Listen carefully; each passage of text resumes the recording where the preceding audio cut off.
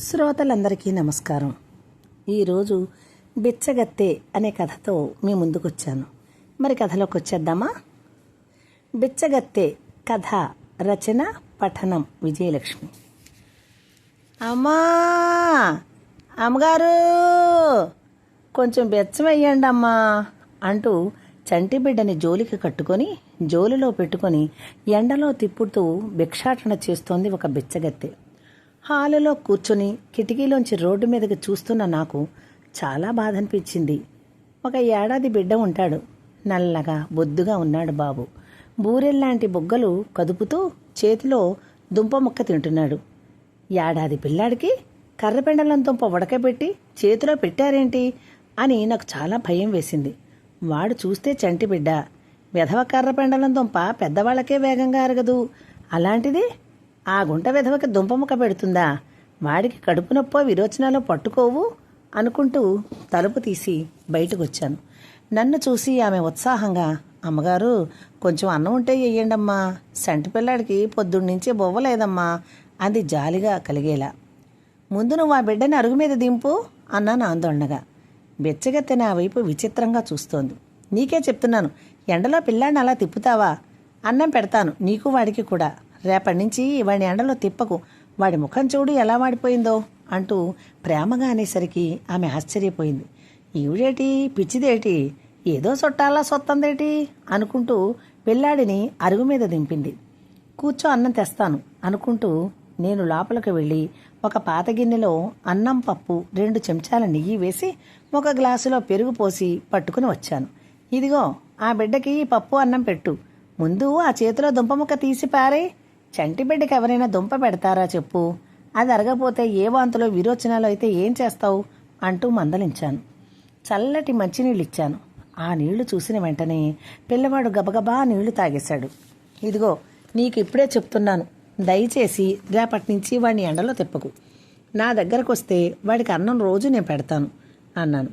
ఆ మాటలకు బిచ్చగత్తె చాలా సంతోషించింది.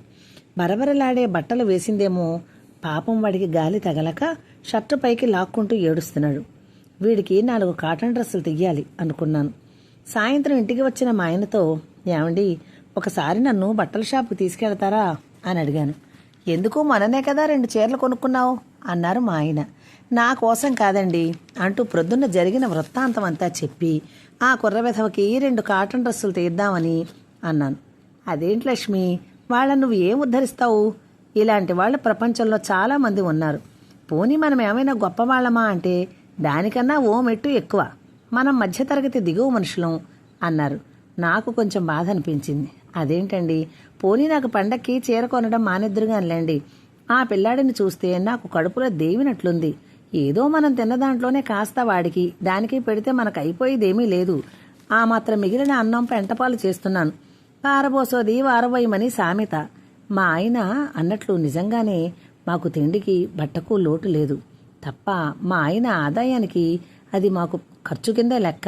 కానీ నా మనసు ఏంటో మరి, ఈ జాలి మనస్తత్వం పనికిరాదని మా వాళ్ళందరూ నన్ను మందలిస్తారు.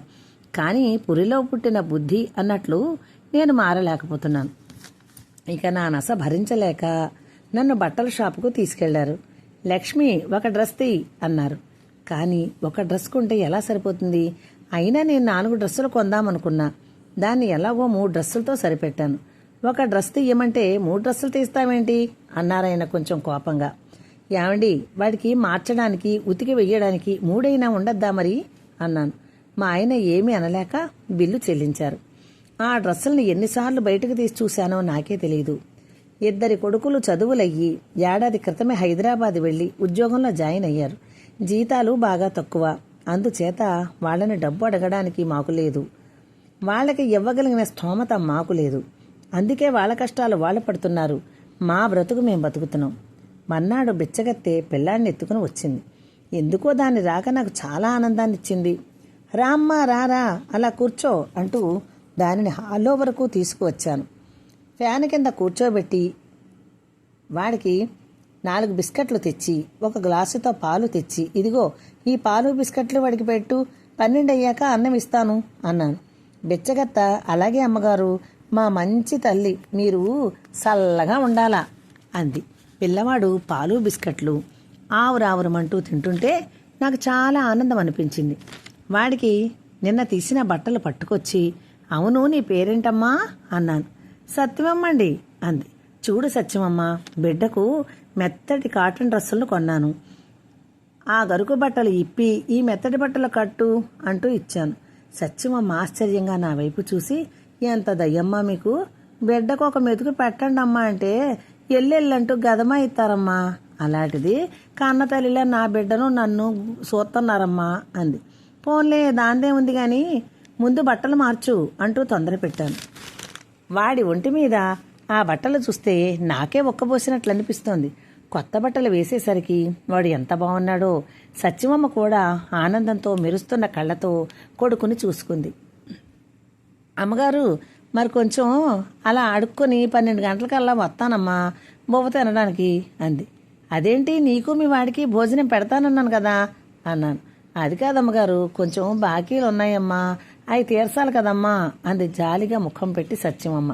పిల్లవాని వైపు చూశాను. ఫ్యాన్ కింద వాడు హాయిగా ఆడుకుంటున్నాడు. బయట ఎండ మాడిపోతోంది. వీణ్ణి ఆ ఎండలో తీసుకెళ్తానంటే నాకు చాలా బాధ అనిపించింది. సత్యమమ్మ, వాడిని నిద్రపుచ్చి నువ్వు వెళ్ళు, వాడిని నేను చూస్తాలే అన్నాను. కానీ సత్యమమ్మ ఒప్పుకోలేదు. ఆడుండడమ్మా అంటూ వాడిని తీసుకుని వెళ్ళబోతుంటే, అదేంతల్లో ఎండలో అలా పిల్లవాడిని తిప్పుతానంటోంది.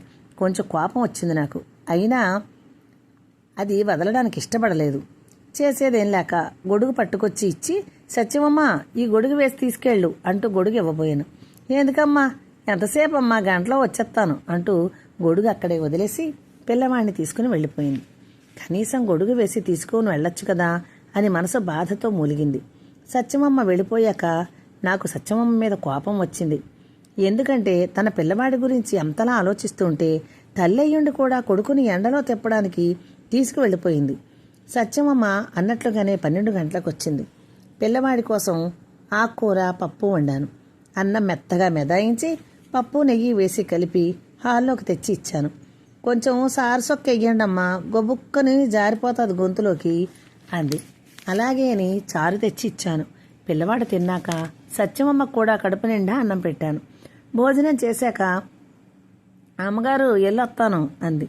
ఇంతకీ మీది ఈ ఊరేనా అని అడిగాను. కాదమ్మా, పక్కూరు అంది సత్యమమ్మ. సరే, నీ భర్త ఏం చేస్తాడు అన్నాను. మా ఆయన నన్ను వదిలేసి ఎక్కడికో వెళ్ళిపోయాడమ్మా, వెళ్ళిపోయి 8 నెలలు అయింది అంది బాధగా. బాధ్యత ఉండద్దు, చంటి బిడ్డని భార్యని వదిలేసి వెళ్ళిపోవడానికి ఎలా బుద్ధి పుట్టింది? మరి నీకు ఇల్లుందా అని అడిగాను. ఇల్లు ఎక్కడదమ్మా, బిజ్జి కింద ఉంటానమ్మా అంది. అయ్యో, చంటి పిల్లాడితో అందులో వయసులో ఉన్నదానివి అక్కడ ఉంటే ప్రమాదం. ఒక పని చెయ్యి, అదిగో ఆ కొట్టుగది మేం వాడడం లేదు, అందులో నీ బట్టలు అవి పెట్టుకుని హాలులో పడుకోండి, సరేనా అన్నాను. నా సహాయానికి ఆమె చాలా ఆశ్చర్యపడిపోతూ సంతోషపడింది. సాయంత్రం మా ఆయన వచ్చేసరికి బెచ్చగత్తే దాని కొడుకు హాలులో ఉండడం, కొట్టుగదిని దానికి అంకితం చెయ్యడం చూసి మా ఆయన కోపం వచ్చింది. నీకేమైనా పిచ్చి పట్టిందా? భోజనం అన్నావు, బట్టలు అన్నావు, పోనీలే అని ఊరుకున్నాను. ఇంకొకన్నాళ్ళు పోతే దాన్ని నీ పెద్ద కొడుకిచ్చి పెళ్లి చేస్తానని కూడా అనేలా ఉంది నీ వ్యవహారం అని తిట్టారు.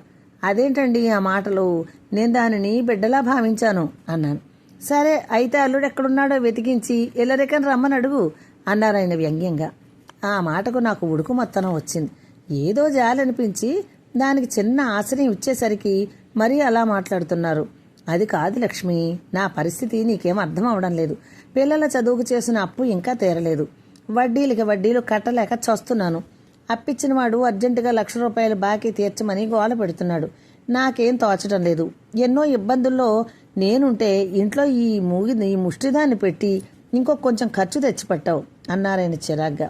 నిజమే, కానీ నేను చేసింది తప్పు కాదనిపిస్తోంది. అలా అని ఆయన బాధపడుతుంటే ఏం చేయాలో అర్థం అవటం లేదు. పాపం, ఏదో దానికి ఆశ్రయం ఇచ్చినందుకు సంతోషంగా ఉన్నా మా ఆయన బాధ చూసి నాకు ఆందోళనగా అనిపించింది. ఇప్పుడు ఎలాగండి, ₹1,00,000 ఎక్కడి నుంచి తెస్తారు అన్నాను బాధగా. అదే అర్థం అవడం లేదు. నెల జీతగాడిని, పై ఆదాయం లేనివాణ్ణి, తప్పని పరిస్థితుల్లో తీసుకున్న అప్పు ఇప్పుడు నెత్తిన కూర్చుంది. వాడు నా డబ్బు 4 రోజుల్లో ఇవ్వకపోతే దావా వేస్తానంటున్నాడు. అలా జరిగితే ఉన్న పరువు పోతుంది అన్నారు మా ఆయన. ఇప్పుడు ఎలాగండి? ఎవరి దగ్గర అప్పు తీసుకుని వాడి బాకీ తీర్చేయండి, నెమ్మదిగా ఆ అప్పు తీర్చుకుందాం అన్నాను. వాడికి ఎలా తీరుస్తాం అన్నారాయన. వీడు కొన్నాళ్ళు ఆగితే పిల్లల్ని కాస్త పంపమని అడగవచ్చు. అంతగా కాకపోతే నేను ఏ స్కూల్లోనో టీచర్గా జాయిన్ అవుతాను, కంగారు పడకండి అన్నాను. ఆయన అంత కష్టపడుతుంటే నేను ఉట్టినే కూర్చోవడం కూడా సబబు కాదేమో అనిపించింది. నా మాటకి అయినా నువ్వేం చేస్తావులే అన్నారు. అదేంటండి, ఆ మాత్రం డిగ్రీ చదువుకున్నాను కదా అన్నాను. నువ్వు దీనజనోద్ధరణ చెయ్యడానికి పుట్టిన దానివి, ఆ స్కూలు సరిగా నడపలేకపోతే నీ జీతం త్యాగం చేసే టైపు అన్నారు మా ఆయన నవ్వుతూ. ఫోన్లే ఏదో విధంగా ఆయన ముఖంలో నవ్వు కనిపించింది అనుకున్నాను. మా ఫ్రెండ్ని అడిగాను. వాడు ఎవరి దగ్గరో ఇప్పిస్తాను అన్నాడు. రేపు సాయంత్రం రమ్మన్నాడు. వాడు ఇప్పిస్తానన్నవాడు దేవుడి దయ వల్ల ఇస్తే వాడి బాధ తప్పుతుంది అన్నారు. సరే, ఆ భగవంతుడే ఉన్నాడు అన్నాను. వన్నాడు ఉదయం, అమ్మగారు నేను ఊరెళ్ళొస్తానమ్మా అంది సత్యమమ్మ. సరే అన్నాను. పిల్లవాడిని తీసుకుని సత్యమమ్మ వెళ్ళిపోయింది. ఏంటో పాపం దాని జీవితం.